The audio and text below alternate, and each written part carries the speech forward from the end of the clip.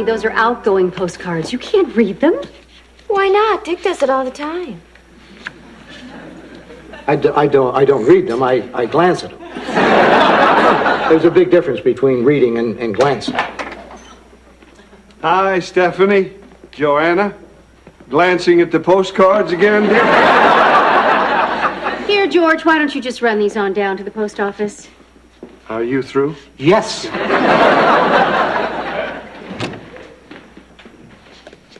Oh, hi. Welcome to the Stratford. I'm Joanna Loudon, and this is my... You don't have to tell me. You're Dick Loudon. Have we met? No, but I feel like we have. I've read every one of your books. Oh, really? I love what you do, but I'm sure people tell you that all the time. Well, you know, you get used to it. You know why I love your stuff? Because it teaches. I mean, you take someone like Norman Mailer, well, sure, he's a good read, but when you're done, what do you got? Zip. Well, you know, let's not be too hard on Norm. He's pretty good for what he does. Oh, yeah. Didn't he write Vanna Speaks? No, that was Vanna White. Well, they're both writers. Literature is literature.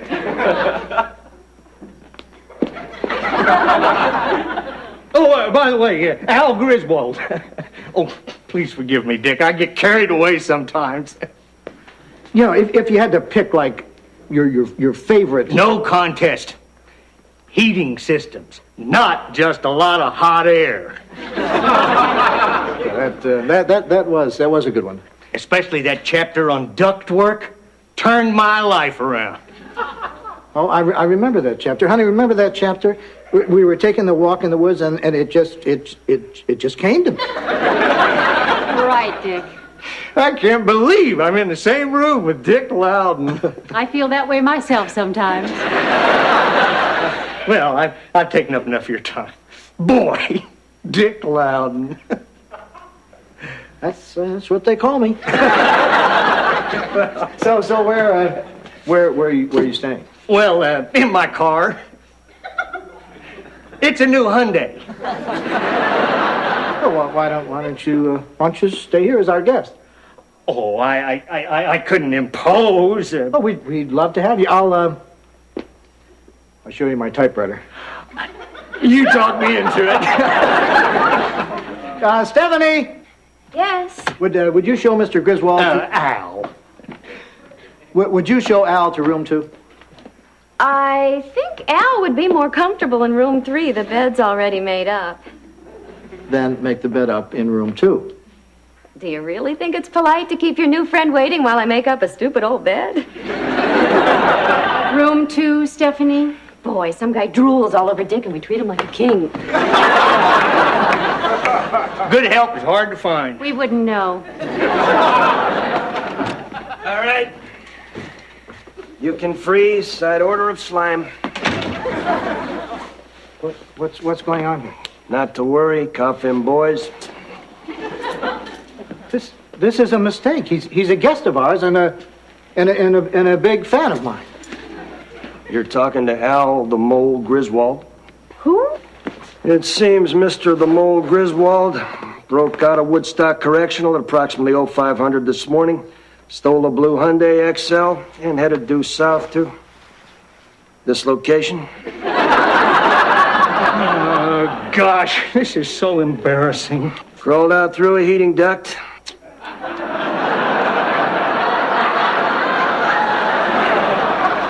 Very clever, really.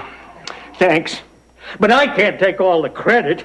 Dick, here. You can take him away. Thanks again for those duck tips. Whoa. Are you implying you had assistance from the outside? No. Okay, you broke me. I got help from one of Dick's books. Well, 2, actually, if you count the one that helped me hotwire that. All right, men, get this lowlife out of my face. Is there something you want to get off your chest, Loud? No, Oh, you're a tough nut to crack. A few hours under the lamp, and he'll be singing like a Von Trapp in a room full of Edelweiss.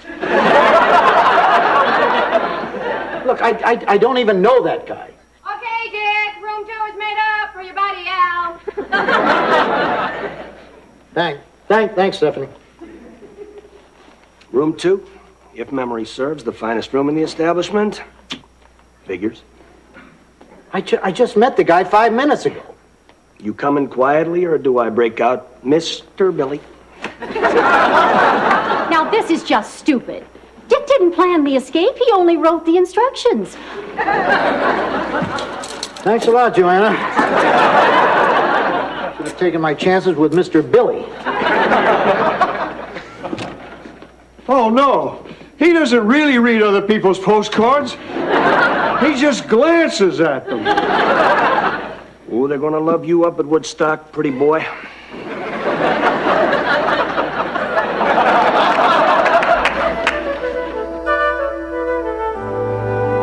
Okay, you're in room 2. The bed's made up and everything. Oh, thank you, dear. Before you go, Yes? our maid is terribly overworked. Anything that you could do to help would really be appreciated.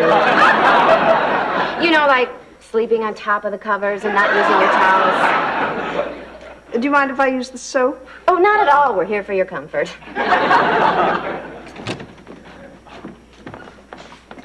Oh, you're finally back. This place has been a madhouse. I had to check in a guest. Stephanie, I hardly think one guest constitutes a madhouse. Well, I never realized that running an inn could be so stressful. Poor you. No wonder you look so haggard all the time. I mean, I don't get it. Al seemed like such a nice guy. Dick, they're still finding bodies in his basement. Honey, just because a man is a homicidal maniac doesn't automatically make him a bad judge of writing. Well, at least the police let you go. Now, let's just try to put this behind us, okay? What's all this we hear about Dick springing his underworld buddies? Who told you that? Well, Chester told me. No, Jim, I heard it from you. Then where'd I hear it? Look, it was just a small misunderstanding that was blown out of proportion, and it's all over now. Boy, talk about lip service. You know, Dick, a thing like this could really shake up a town. Maybe instead of writing harmful books, you should use your God-given talent to write something that will help somebody. Like how-to books? Boy, Dick didn't learn a thing. Well, come on, Jim. Obviously, being inspirational is wasted here. Oh, Dick. Glad you're here. I was worried you'd be out scaring people straight. Is this whole town on the same party line? No matter, my controversial compadres. The important thing is television plus controversy equals audience. Now that Dick's part in a prison break is major tongue wags, we can just sit back and scoop up Oprah-sized ratings. I was not part of a prison break. Sure, Dick, tell it to the judge. Now, on the way over here, I had 100-water of an idea. This involves you too. Picture this. A show devoted to the woman behind the accessory. The mall behind the menace. What do you think? I think you're demented. And it's just the tip of the iceberg. We interviewed JoJo on Vermont Today. Are you loving it? You ask the probing questions. What is it about your criminal leanings that attracts her? Michael, that is not entertainment. That is exploitation. Tomato, tomato, Dick.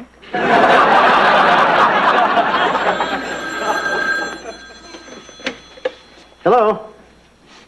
Oh, hi, Mrs. Goddard. Yes, I wrote How to Spackle Like the Pros. Yes, I wrote that one too. Well, I don't know if prolific is exactly the word. What's that? Well, you have a nice day too. That was Mrs. Goddard, the librarian. They're pulling all my books off the shelves.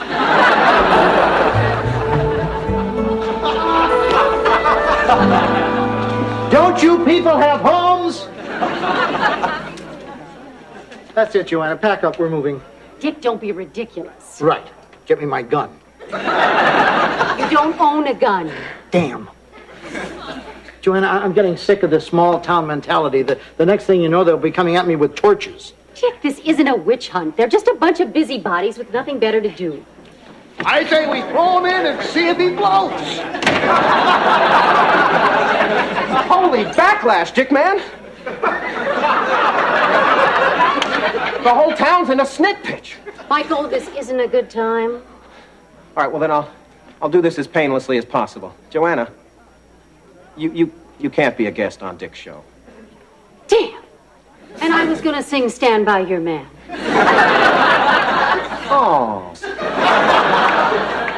It doesn't matter. I'm going to use the show to tell my side of the story and end all this nonsense.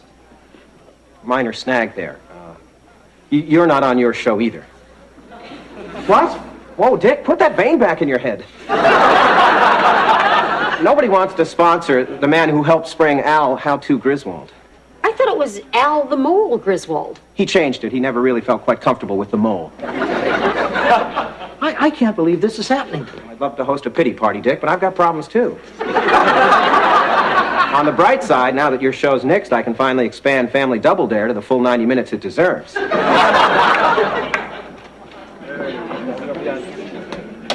Boy, Dick, who'd have figured you in cahoots with Al How-To Griswold? George, I'm not in cahoots with anyone. The town doesn't think so. They're all trying to find copies of your books. What for? Didn't you hear? There's going to be a big book burning tomorrow night.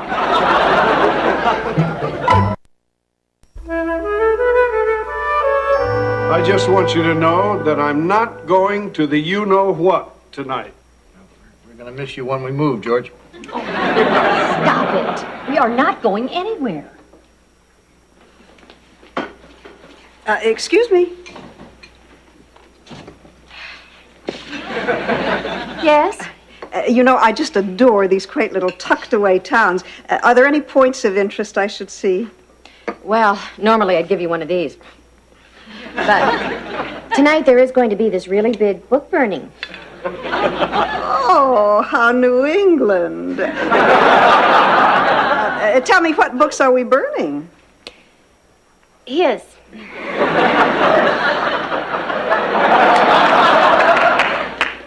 Don't look now, but I think somebody just put arms on this statue of Venus. And gave her a manicure. And kudos to you, Dick. That book burning idea is mucho caliente. It wasn't my idea. Funny, it screamed Dick to me. Still, it's just a shot in the arm this humble Hamlet needs. Michael, has it occurred to you that Dick is being wronged? Well, of course, but I'm not going to dwell on it. Did I mention that I'm personally handling local coverage of the big book bake? Great. Anyone else would have turned it into a circus. Michael, I have a question. Fire away, Steph. No pun there, Dick. About this book burning thing, should I dress theme and go for a flashy look, or should I go subtle and try to contrast with the flames? Doesn't matter what I wear because I'm not going. We know, George. Well, Steph, I think there's only one way to untangle this fashion snafu. A trip through my closet? Oh, could we?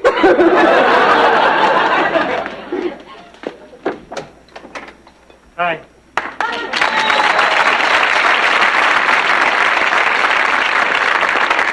I'm Larry. This is my brother Daryl, and this is my other brother Daryl. We thought you could use a heap of support during this, your time of need. Thanks, guys. Daryl feels an extra spurt of empathy being like you in so many ways. You both possess that jaunty joie de vivre so rare in these parts. I've noticed that myself, but I was too afraid to say anything. Anyway, as a show of solidarity, Daryl and I will not be attending tonight's book-burning gala. What?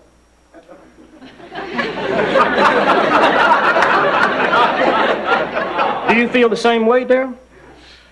I may have shot off my mouth prematurely. Daryl has pointed out that not attending an event of such stature could seriously stunt their social growth. Well, they've come this far. Therefore, we will be present in body, but not in spirit. I won't be present in body or in spirit, Dick. That's the rumor, George. Come on, Darrell. I hope you saved up plenty of arm hair to curl in the fire. Well, I'm still in your corner, Dick, even though I hear book burning is a great place to meet chicks. That's where I met Joanna. Well, if you need me tonight, I'll be in my empty little room in the dark, alone. George, go to the damn book burning and have a good time. Are you sure? Yes. Gee, thanks. Well, this really galls me. In one day, this whole town is turned against you. Maybe they have a point. A maniac did escape from prison, and I was partly responsible. Honey, that was a fluke. It only happened once. That we know of. But that's the point. I mean, what if some pyromaniac was slipped a copy of my Keeping Your Hibachi Happy Volume 2? There's a whole chapter in there on starting a fire. Where are you going? I'm going to take a long, long walk, and then maybe later I'll go over and watch my career go up in smoke.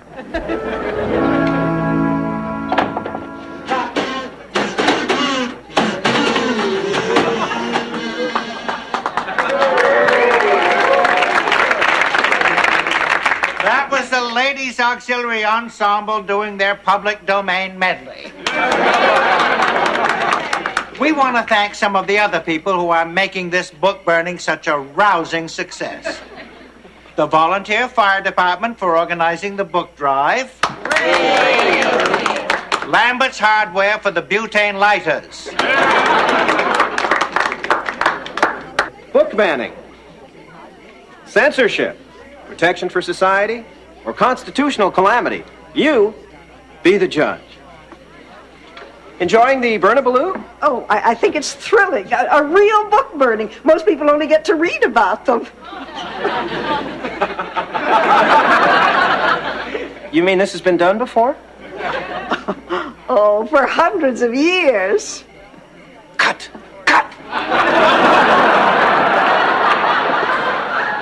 Stephanie, oh no. What?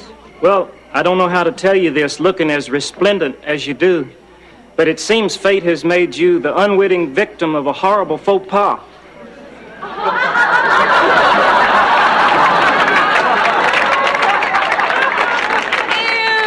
I'm dressed like Daryl. Michael! What is it, Steph? Good God! Michael, I'm a laughing stock. Shield your eyes, Steph. Stop tape. I said, look, press the button on the... Oh, give me that! People.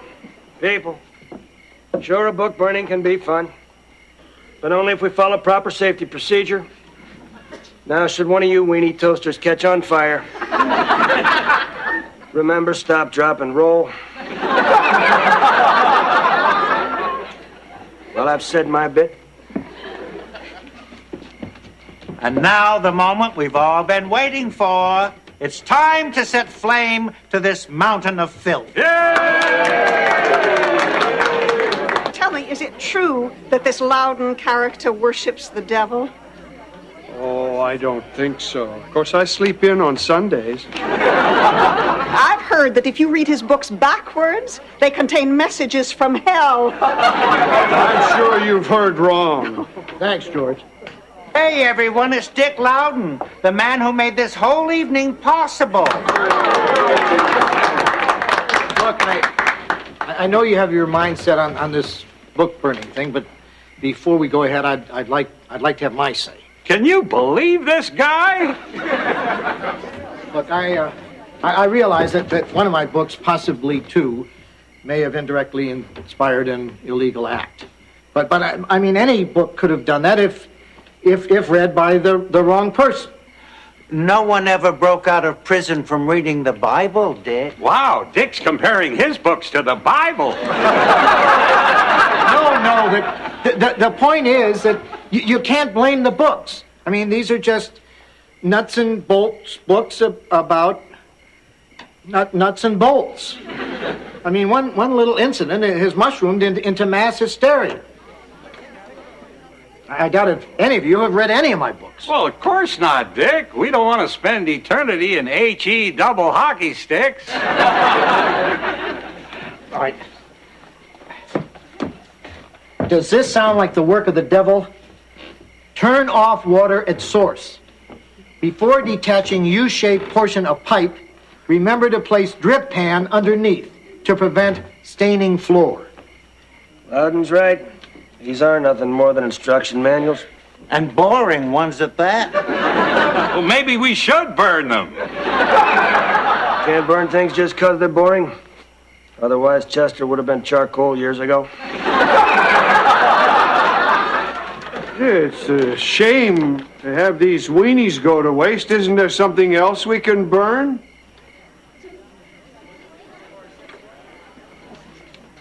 Well, there's wood. What an idea. As mayor of this town, I declare this the big wood burning. A big cheer for Dick! Honey, you were wonderful. Honey, the wood burning thing was an obvious choice. No, I mean the way you handled the crowd. You really turned them around. I was pretty good, wasn't I? Without being too preachy. Dick, I may be a little late for work tomorrow. You know what I mean.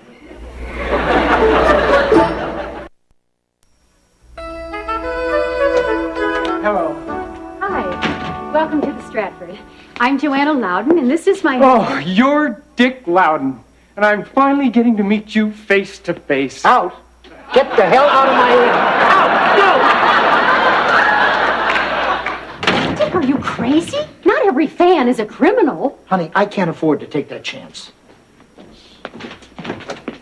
Boy, I don't know what you did, Dick, but you sure ticked that IRS guy off.